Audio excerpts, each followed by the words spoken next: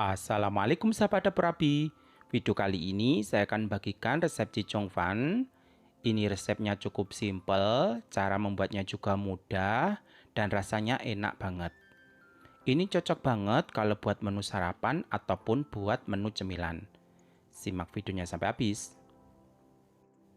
Pertama kita akan membuat sausnya terlebih dahulu. Untuk bahan sausnya di sini saya menggunakan 3 sendok makan minyak bawang, 1 sendok makan saus tiram, 1 sendok makan kecap asin, 1 sendok makan minyak ikan, 2 sendok makan kecap manis, dan 1 sendok makan minyak wijen. Bahan bumbu selanjutnya saya menggunakan 1 sendok makan gula pasir, sejumput garam, sedikit penyedap, di sini saya menggunakan MSG, 2 sendok makan wijen yang sudah disangrai, cabai selera pedas masing-masing, dan tambahkan 450 cc air. Bahan sausnya sudah siap, sekarang kita akan masak. Cara masaknya itu cukup simpel teman-teman. Ini sausnya ini cukup direbus ya. Usahakan rebusnya itu menggunakan api kecil dan direbus agak lama teman-teman. Nah, kalian bisa incipin, mungkin rasanya kurang apa ya, kalian bisa tambahkan ya. Usahakan untuk rasa sausnya ini sedikit asin, pedas, dan manis teman-teman. Kalau saya untuk kecap asinnya itu saya menggunakan agak banyak teman-teman. Karena saya lebih suka rasa kecap asinnya ini lebih dominan ya. Tapi ya sesuai selera saja teman-teman. Nah, ini untuk bahan sausnya sudah siap. Kita matikan api kompornya dan kita akan membuat fannya. Untuk bahan fannya di sini saya menggunakan 160 gram tepung beras, tepung kaji 80 gram, sejumput garam, dan 800 cc air. Nah, ini ke semua bahannya ini kita aduk, kita campurkan sampai tercampur rata. Kalau dirasa ada tepung yang menggumpal, kalian bisa saring ya teman-teman. Lalu kita tambahkan daun bawang. Nah, ini sudah siap dan siap untuk kita masak. Ini sudah saya siapkan pengukus, ini airnya sudah mendidih. Usahakan menggunakan api yang besar ya teman-teman, biar panasnya itu full gitu ya. Nah, untuk loyangnya kita masukkan, kita panaskan terlebih dahulu. Untuk loyangnya ini bebas ya teman-teman, bisa menggunakan loyang apa saja yang ada di rumah ya. Yang penting bisa masuk ke dalam kuali yang kita gunakan ya. Nah, ini loyangnya kita panaskan beberapa saat. Kalau dirasa sudah panas, bisa kita tuang adonannya tadi ya, adonan fannya teman-teman. Nah, kita ratakan dengan cara seperti ini. Ini untuk loyangnya tidak perlu dioles minyak ya teman-teman. Kalau loyangnya dioles minyak, nanti itu terkadang tuh nggak mau rata teman-teman, karena terlalu licin ya. Nah, setelah kita kukus beberapa saat, ini fannya sudah matang, siap kita angkat, terus siap untuk kita gulung. Ini usahakan ngukusnya itu menggunakan api besar ya, biar cepat matang teman-teman. Nah, kita gulung seperti ini.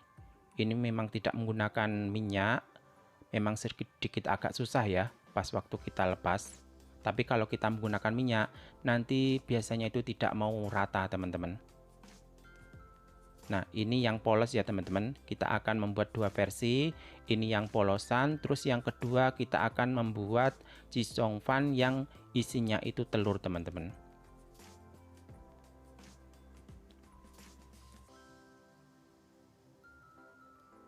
Untuk isian telur, ini caranya itu sama. Kita panaskan terlebih dahulu, loyangnya kita panaskan terlebih dahulu. Ini tanpa dioles minyak ya teman-teman. Sambil menunggu loyangnya panas, ini saya siapkan telur 1 biji. Loyangnya sudah panas, kita tuang adonannya. ini saya menggunakan loyang bekas yang pertama tadi ya. Ini juga tidak saya oles minyak. Kalian bisa ratakan ya. Kita tutup, kita tunggu beberapa saat.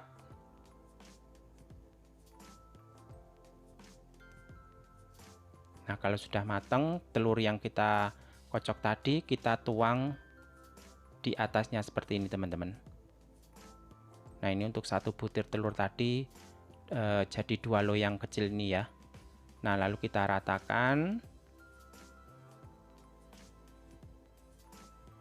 Kita tutup kembali, tunggu beberapa menit, sudah matang, siap kita angkat. Untuk loyang yang saya gunakan, dari pertama saya mengukus sampai adonannya itu habis, saya menggunakan loyang 2 ini, teman-teman. Jadi saya tidak gonta-ganti loyang ya. Nah, ini memang sedikit susah ya untuk dilepas, memang butuh kesabaran, tapi usahakan masih panas ya teman-teman. Kalau sudah dingin memang sedikit agak susah ya. Dan tadi saya juga mencoba, saya olesi minyak. Nah, untuk adonannya itu tidak bisa rata teman-teman. Nah, kalian untuk pinggirnya itu bisa kalian garis seperti ini dulu ya, biar lebih mudah dilepas.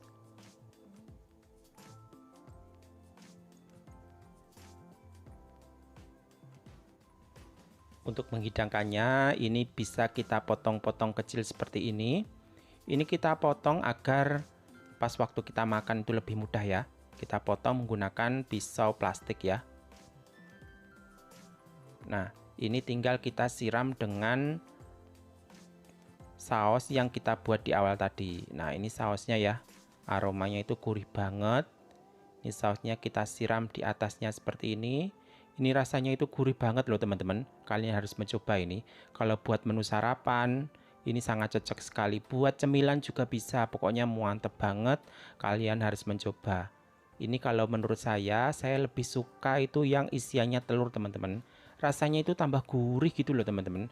Tapi untuk yang polosan rasanya itu nggak kalah beda. Rasanya juga mantep. Tapi ya tergantung selera masing-masing ya. Kalau saya lebih suka yang isian telur. Ini rasanya gurih banget. Semoga tayangan ini bermanfaat dan menginspirasi buat teman-teman semuanya. Sampai jumpa. Wassalamualaikum.